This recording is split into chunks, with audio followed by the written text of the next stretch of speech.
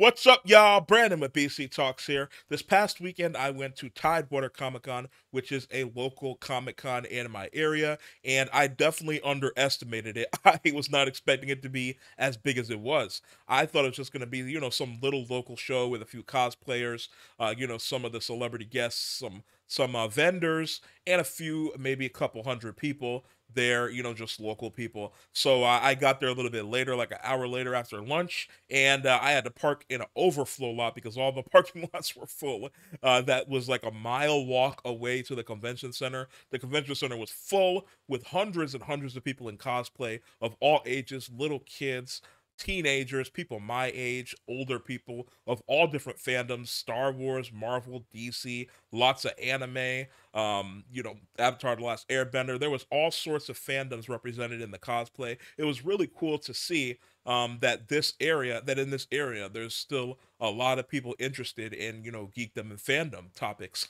I wasn't expecting it to be as big as it was. But there was, not a lot of comic book vendors, which is to be expected at Comic Cons these days, even though they're called Comic Cons. You usually don't see that many comic book vendors unless you go to a really, really big one. It's usually a lot of cosplay and, anime and whatnot these days. But I was able to find some comic book vendors, and there was some celebrity guests as well. Ray Park was there, the actor who plays Darth Maul, or who played Darth Maul in The Phantom Menace. There was a couple Star Trek actors, some WWE stars as well, and there were some comic book artists and writers, including a couple that I got some books that I have from them signed, which are in here that we'll go over.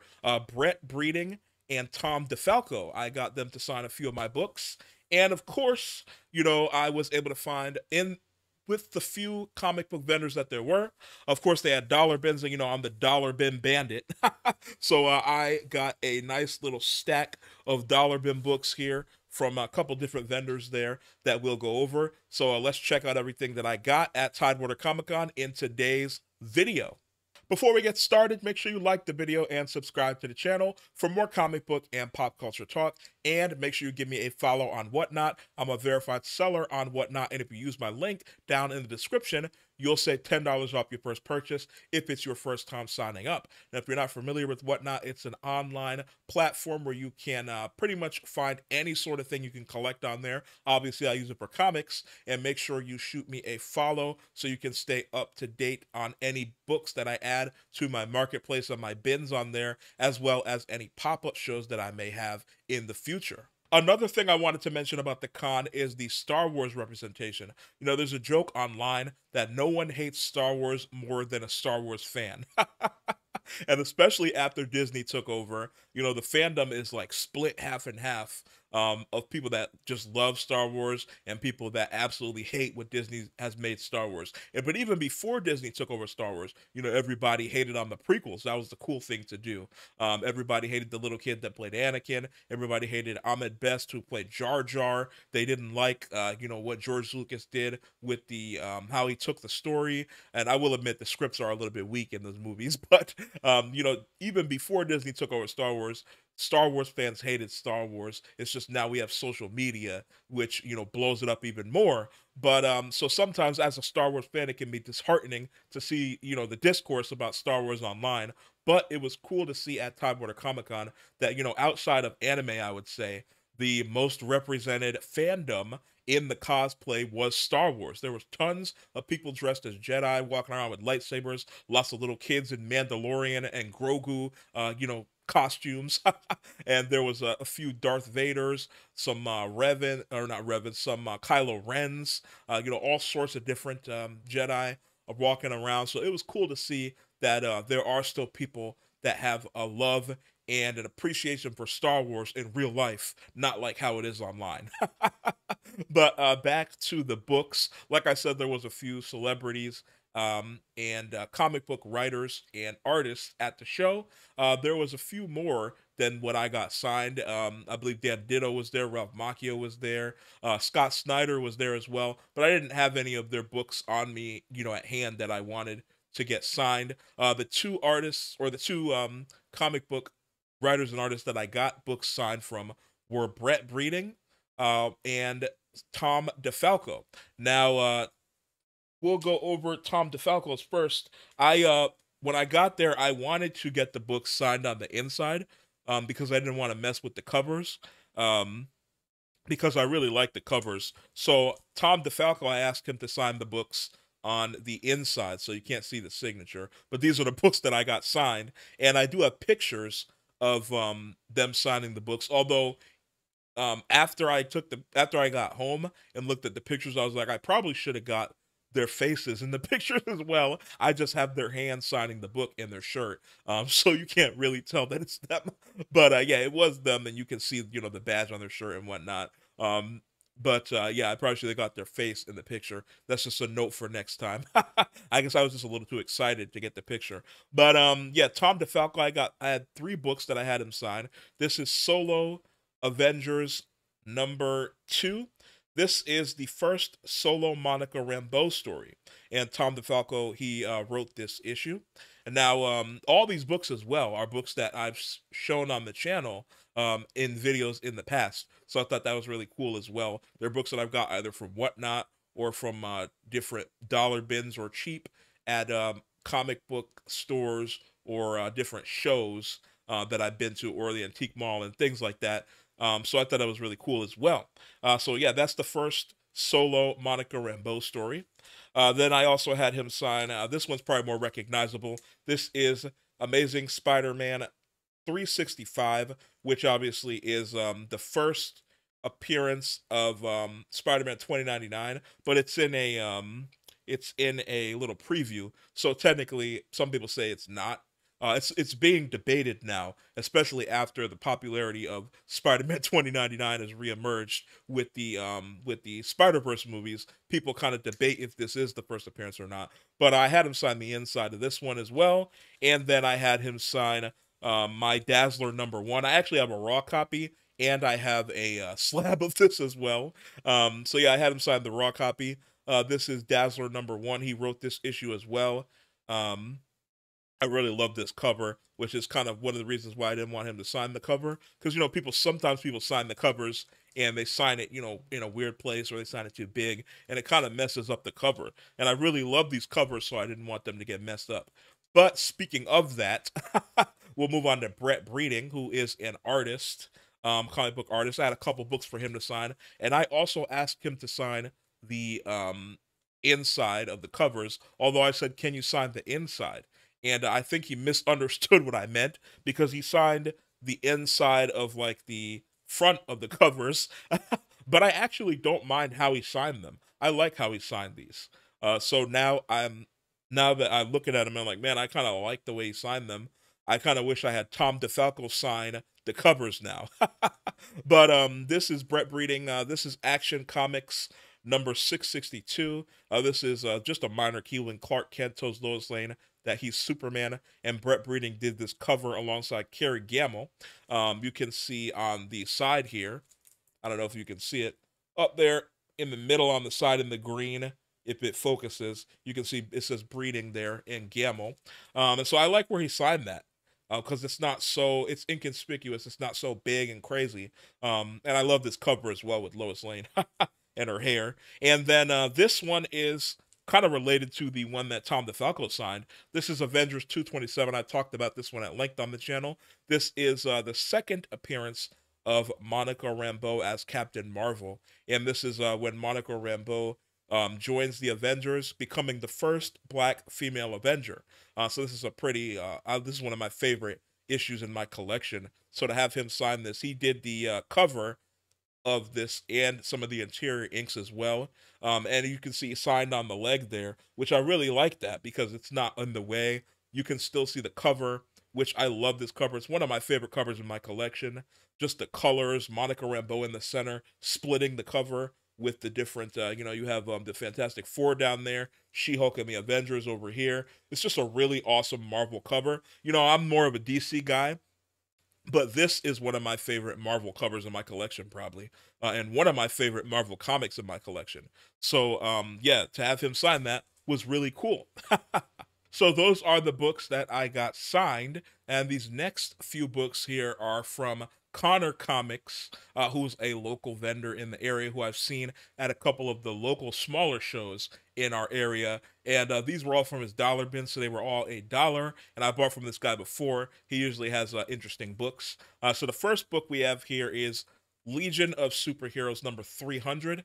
This is the first cameo appearance of Garfield in a standard mainstream comic book. Now, I do have Marvel Fanfare 9, which is his first appearance, but he's a stuffed animal. But that was his first appearance in a comic book as a stuffed animal. This is his first appearance, its first cameo in like an actual comic book. It's also has a cameo of Spider-Man, and it's hard to see in the book if I open it up, but I'll put a picture of a scan that I found online of the page so y'all can see. They have Spider-Man and Garfield in the very last page on the splash page. It's really funny to see both of them there. This next one is US number 1. This is just a book I got to read. It's the first appearance of the Highwayman, Jefferson Archer, the operator of a spacefaring black rig. So it's basically a truck that goes through space. I know nothing about this series. I've seen it before. It's one of those weird, Marvel books from the mid 80s that they were doing. They had tons and tons of like weird books that they did. So yeah, I just got that one to read because I've seen it before and I've always been interested in it. So I picked it up since it was $1.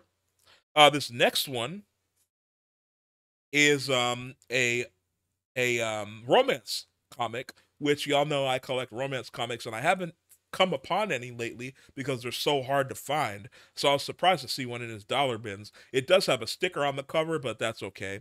It is Time for Love number 25. I like that cover, even though there's a sticker. You can see the stickers on the cover there, not on the bag. But yeah, it was cool to see one in the dollar bins.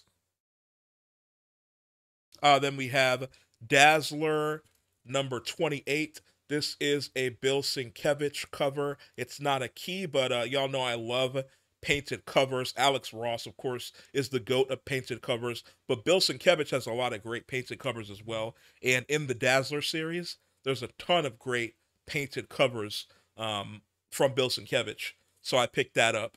And then I was like, well, I might as well pick up the rest of the Dazzler books. So here's 31. It's another painted cover from Bill Sienkiewicz. And I don't think any of the rest of these are keys, if I'm not mistaken. Yeah, none of the rest of these are keys. They're just for my collection. This is number 11 in the series. This one's not a painted cover. Then we have number 13. We have a number 14. And again, none of these are keys. There's only like 3 keys in the Dazzler run, I think. And I think I have all of the keys in the Dazzler run, if I'm not mistaken. So this is just filling out the run for me. This one was number 18. Yeah, 18. And then the last one from Connor Comics was number 25. So just some books to fill out the run there for my Dazzler run, and then a couple more interesting books from Connor Comics. And now we'll get into the bulk of the haul. All of these next books I got from Fandata Bargain Comics, and they were all also in there from their dollar bins. They were all $1 as well. This first one we have is Tales of the Green Lantern Corps number 1. I like this cover with all the Green Lanterns, and y'all know I love floating head covers. I'm a sucker for floating head covers. And what better floating heads are there in comic books than the Guardians of Oa? They're literally floating heads. This is a minor key. It's the first appearance of Aricia Rab, who's a Green Lantern. It's the origin of the Green Lanterns and the Guardians. And Aricia Rab, she's like if a Green Lantern was Tinkerbell. Like if Tinkerbell was a Green Lantern.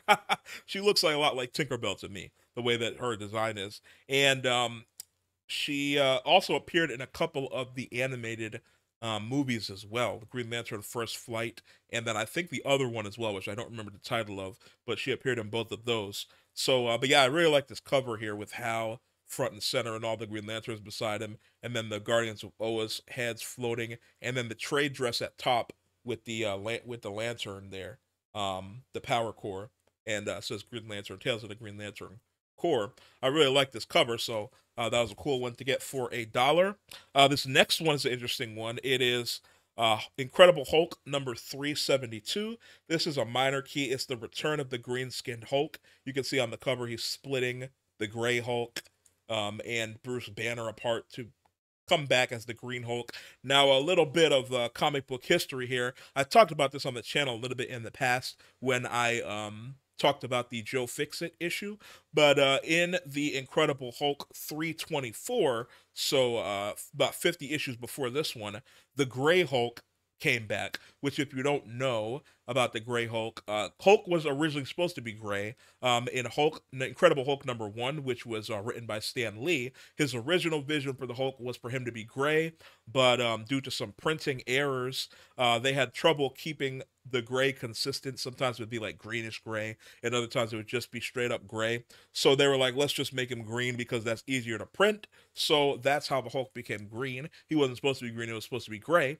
But then in Hulk 324, they brought back a more savage version of the Hulk, which was supposed to harken back to his original days as the Hulk. So they made him gray because the Hulk was originally supposed to be gray, and now they could make gray consistent because this was 300 issues later. So in 324, they brought back the Gray Hulk. Then Peter David, who went on a legendary run with Incredible Hulk, he wrote pretty much everything, not everything, but a lot of the stuff of the characterization of the Hulk as we know him today. Peter David established that canon for the Hulk. Not everything, but a lot of it. And he started on the run in 331. He took over the title, and he introduced the Intelligent Hulk, who was the Smart Hulk. So, we saw the Intelligent Hulk as Professor Hulk in Avengers Endgame.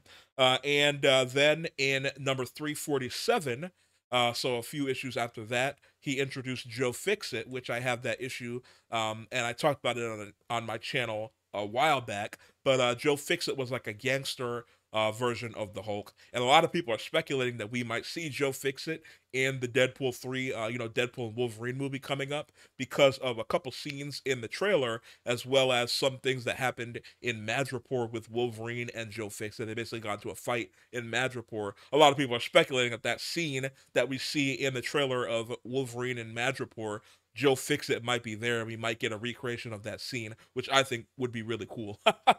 But yeah, so Joe Fixit got introduced in 347 after the Intelligent Hulk got introduced, and so for a while there, from 324 up to 372, which is this issue, the Hulk was gray, and first he was just savage, then he was intelligent, then he was Joe Fixit, and then Peter David brought back the regular green-skinned Hulk. So this is the issue where they brought him back. So yeah, that's a little bit of Hulk history for you. The Hulk has interesting history, especially with the Peter David issues. Like I said, he pretty much characterized the way we understand the Hulk today. A lot of it was from Peter David. And speaking of making a character the way we know them today, we have Lobo Infanticide. I don't know how you say that. Infanticide number 1. And this isn't a key, but it's written by my boy Keith Giffen. Rest in peace. He did die. He passed away recently, a few months ago. But or maybe it was at the end of last year. I can't remember. But Keith Giffen is one of my favorite writers. Y'all know I'm a big fan of the Justice League, the post-crisis Justice League series that Keith Giffen and J.M. DeMatteis wrote. Keith Giffen, I talked about this in my last haul because I had the issue that that he wrote pretty much recharacterized Lobo. I talked about that in the last issue. So if you go back, you can get a little bit more on that. But basically, Keith Giffen made Lobo into how we know him today. Much like Peter David kind of reshaped the Hulk, Keith Giffen completely, way more than Peter David did for the Hulk, Keith Giffen completely overhauled Lobo and made him into what we know him today. Lobo was basically just like a mercenary character. He didn't have a ton of personality before he appeared in Giffen and DeMatteis' Justice League series. And then once he appeared in that, Keith Giffen pretty much took over the character, made him like this cool, bounty hunter that we know him today, the main man. So yeah, that is, I got this because it was written by Keith Giffen. Even though it's not a key, it's the first issue of this series. So I got it kind of just to read and just to have in my collection. This next one is The Flash number 28. This is the first appearance of Linda Park, who is Wally West's future wife. Um, Linda Park also appeared in the CW show as well. And it's funny because I'm pretty sure if I remember correctly, she went on a couple dates with Barry. So in the show, she went on a couple dates with Barry, which I think was a little tongue in cheek from the writers because they know she was Wally West's wife. But I really like this cover here. I think it's a cool cover there. Um, then we have Superman number 16. This is just a minor key, but it's a funny cover. It's the first appearance of Supergirl as the Matrix. So not a big key, but a funny cover where they stuck that Kick Me Hard sign on the back of his cape. This next one is Superman number 19, which is the first appearance of Thaddeus Kilgrave, who's a mercenary specializing in high-tech weaponry. So another little minor key for the Superman series there. This next one's a funny one. If you've been following my hauls for the past few hauls, you know I've come upon a lot of Julian Totino Tedesco covers, and I saw another one in the dollar bins at Tidewater Comicon here.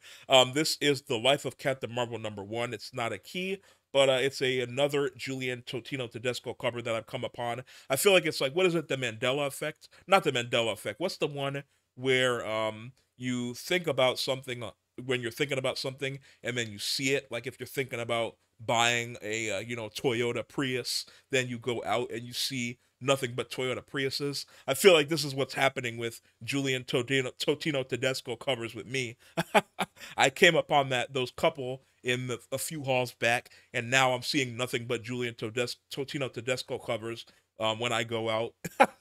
But I do like his art though, or her art. I'm not sure. I'm not familiar with the artist. I should go online and see if I can follow them and see their art more because I do like the art. It's definitely my style. I really like that cover. Um, but yeah, that's another Julian Totino Tedesco cover. I'm gonna have like a whole little collection of them. This next one, or these next few, are some Justice League Europe issues to fill out my collection. As you all know, as I mentioned earlier, I'm collecting the Giffen and DeMatteis run of the Justice League post-crisis. So that's Justice League International, Justice League Europe. There's also Justice League Antarctica, all of the quarterlies and annuals. So yeah, I'm collecting all those. So this one's gonna go in the collection. This is number 9. It's not a key. Then we have number 16, which is also not a key. And these are all still in the original bags and boards from the Comic Con. I haven't rebagged and boarded them yet. That's why the bags are a little bit dinky. This one is a minor key. It's number 23. It's the Origin of Crimson Fox, which now that I'm looking at, I think I might have this one already. But we'll see, I guess, when I go back through. This one is number 34. It is not a key, just for the collection. Then we have a couple of the annuals here. This is Justice League Europe Annual number 2. Or there was just one. Then we have Avengers West Coast. I'm also collecting the Avengers West Coast run, which I am so close to finishing. And we got a couple more here to get closer. This is Avengers West Coast number 67. I need to check and see how many more I need. It can't be more than like 10. It can't be. I have so many of them. This is number 77 of Avengers West Coast. And then I have Avengers West Coast Annual. A few of the annuals. This is annual number 2. And none of the annuals are keys, which I was surprised. You'd think they put something in the annuals, but I guess not. This is number 3. This is the annual number 4. I like this cover. Then we got annual number 5. We have annual number 6. And then we're going to go on a big run of New Teen Titans. As y'all know, I'm also collecting the Marv Wolfman and George Perez run of the New Teen Titans, which is the New Teen Titans original series, Tales of the Teen Titans, and then the second series, the New Teen Titans, which then changed the title to New Titans. So I have a few of those as well. We have number 18, New Teen Titans number 18, which is not a key, but I like this cover here with the tower on the other side. Then we have number 26, which is not a key. I don't think any of these are keys. I'll let y'all know when there is a key. This is number 27, sorry. Number 28. I have a lot of the keys already, so I'm just filling out the rest of the books that I need. The non-keys. I have a lot of the keys already. That's number 28. This is number 41. Or sorry, no, that was 31, right? Yeah, that was 31. This is 41. Then we have number 48, sorry.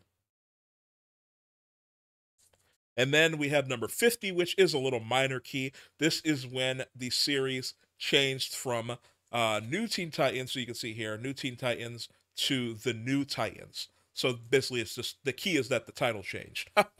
They took out Teen, and it just became Titans because they were getting older, so they couldn't stay teens forever. Then we have the New Titans number 53, which is not a key. This next one is a key, or no, this one is not it. Number 54 is not a key. Number 55 is the key. It's a little minor key. Number 55 is the first appearance of Donna Troy as Troya. So a minor key there. Then we have number 56, and I grabbed another one after that. So number 56, we have 57. I like this cover. We have 58. And again, I'll let y'all know when a key comes up. We have 59. And I got to fix these books in the bin. They're falling over. We have 60.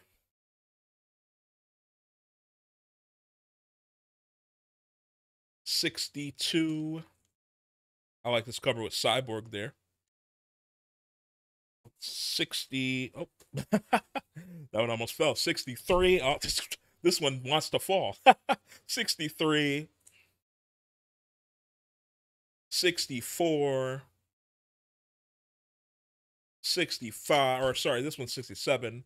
Skipping a couple. 68. And again, none of these are keys. They're just fodder for my collection. Like I said, I have a lot of the keys already. 69. And in this late in the run, there weren't a ton of keys. This one actually is a key. Number 70, it's a minor key. The key is that it's a Deathstroke solo story.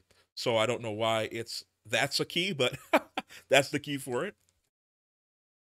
Then we have 72, which is not a key. 73 is a minor key. It's the first cameo appearance of Panther, who's kind of like a Black Panther character. If you look, where's it at? Oh, no, that's on the next cover. You can see him. The first cameo of Panther and the first appearance of the Phantasm, which is that character up there. This is the one, which is the first full appearance of Panther, which if you look up there, it kind of looks like Black Panther. I'm not very familiar with this character, so I wonder if this is like a Black Panther spoof or not. It looks like Black Panther. And isn't that the cover? Which cover is it where Black Panther's coming over the thing with the moon? I think this is supposed to be an homage to that. Maybe, I don't know. If I'm remembering correctly, I'll have to look. Then we have 75, which is not a key. 76, which is not a key.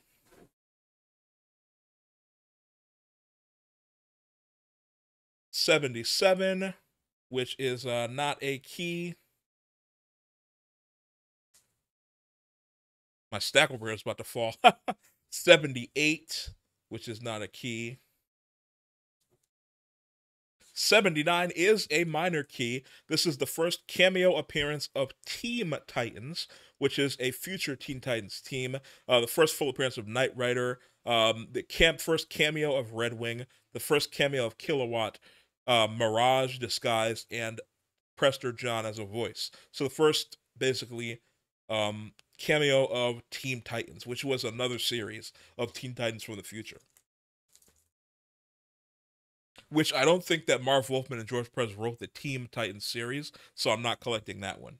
This next one is 80. And actually, Marv Wolfman, George Perez didn't write these, but Marv Wolfman did, or George Perez didn't do the art on these later ones, but Marv Wolfman did still write them, which is why I'm still collecting them, even though George Perez isn't on them as well. Then we have 81. We have 83. We have 84. And finally, we have New Teen Titans Annual #1. So that is all the books that I got from the second vendor, Fandata. So that is everything that I got at Tidewater Comicon. I had a great time there this past weekend, got those books signed. And I think going forward in the future, I am going to get the cover signed. I'll just ask them to sign it inconspicuously like Brett Breeding did. Because I do like the way he signed them. So if I can get the books signed on the covers like he signed them, I think I'll be okay with that. But I got those books signed, which was cool. I got to see all of the awesome cosplay. I got to see that Star Wars is still a dominant force in fandom, even though if you go online, you wouldn't think so. And that it's alive and well. There was lots of little kids in Mandalorian and Grogu outfits, so that was really cool to see that the next generation is still going to be interested in Star Wars, and it's not just going to be us, middle and older age folks that are going to be once we die out, Star Wars is going to die out. But yeah, let me know down in the comments below what you thought of today's haul. Let me know if you picked anything cool up at any shows or Comic-Cons lately. Make sure you leave a like on the video and subscribe to the channel for more comic book and pop culture talk, and I will see y'all another day.